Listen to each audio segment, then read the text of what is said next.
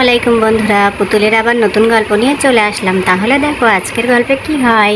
এখানে তো লাবণী বসে রয়েছে, আর এখানে বসে রয়েছে লাবণীর শাশুড়ি আর খালা শাশুড়ি।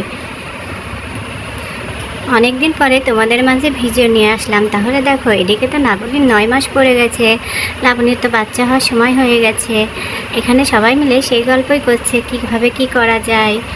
এখনকার মানুষ তো খালি সিজার ছাড়া কিছুই বোঝে না। কি করব বউ, তুই একটু বুদ্ধি দে। আমার তো ওই সিজার ফিজার পছন্দ হয় না। আমার আগেকার যুগে সবার 8-10টা ছেলে পেলে পোলাপান হয়েছে, সবই নর্মালে হয়েছে। কত সুন্দর 2 দিনে আমরা সব সুস্থ হয়ে গেছি। এখনকার মেয়েরা যত সব ঢং দেখে আমার ভালো লাগে না। আমিও সিজার করব না, আমারও সিজার দেখলে অনেক ভয় লাগে। আমিও নর্মালেই চেষ্টা করব, সবই আল্লাহর ইচ্ছা, আল্লাহর উপরে সব ভেড়ে দেবো।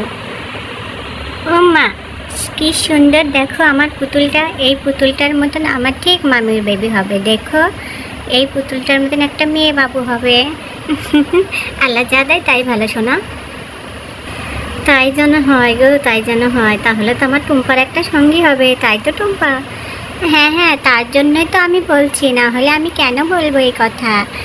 ও আর মুন্নার তামিম আছে, আর আমি আর মেয়ে হলে পারে আমরা 2 বোন হব, সেই জন্য বলছি। ও বুঝেছি বুঝেছি, আমাদের টুম্পার এত বুদ্ধি, সব কিছু আগে থেকে প্ল্যান করে রেখে দেয়। বন্ধুরা, এখানে তো ফাতেমা রান্নাঘরে রান্নাবাড়ার সমস্ত কাজকর্ম করছে। যাক বাবা, এতক্ষণে সব গোছানো হলো।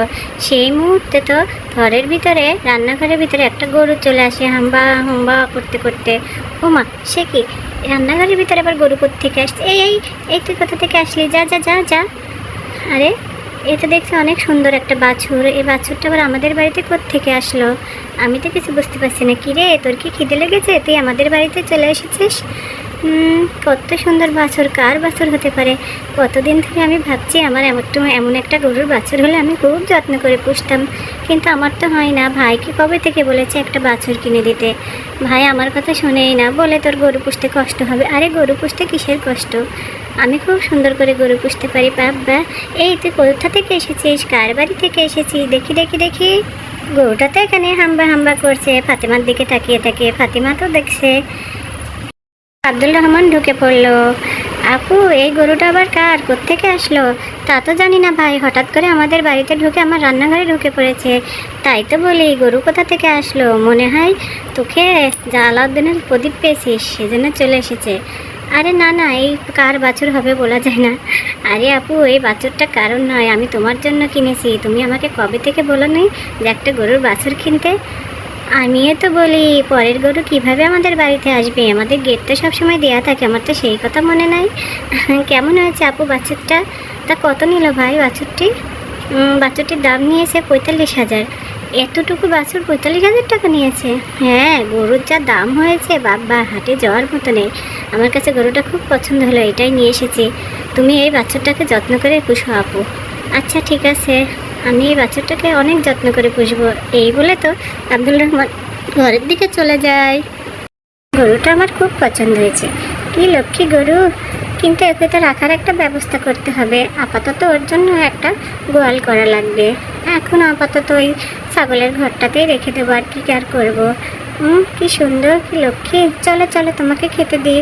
কিন্তু হাটে তুলেছিল তো, পেটটা অনেক ভরা, বেশি খেতে দিলে আবার পেটে ডিস্টার্ব হবে।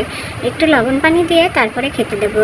কত মিষ্টি বাছুর, আমার টুম্পা সোনা দেখলে অনেক খুশি হয়ে যাবে।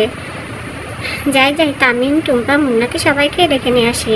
কত সুন্দর একটা বাছুর কিনে নিয়েছে আমার ভাই আমার জন্য। টুম্পার নানু দৌড়ে চলে আসে। ও মা, কি সুন্দর বাছুর কিনেছে আমাদের। কি গরু, আমার এই গরুটা অনেক পছন্দ হয়েছে মা, খুব ভালো হয়েছে। হ্যাঁ, গরুটা তোমার মামা নিয়ে এসেছে, মামা বললো বলে তো আমি দৌড়ে চলে এসেছি গরু দেখার জন্য। বাহ, কত সুন্দর বাছুর।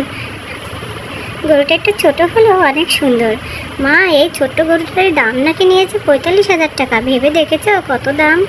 তাই তো বাবা, জিনিসের যা দাম হয়েছে কোনো কিছুই কেনার মতো নেই।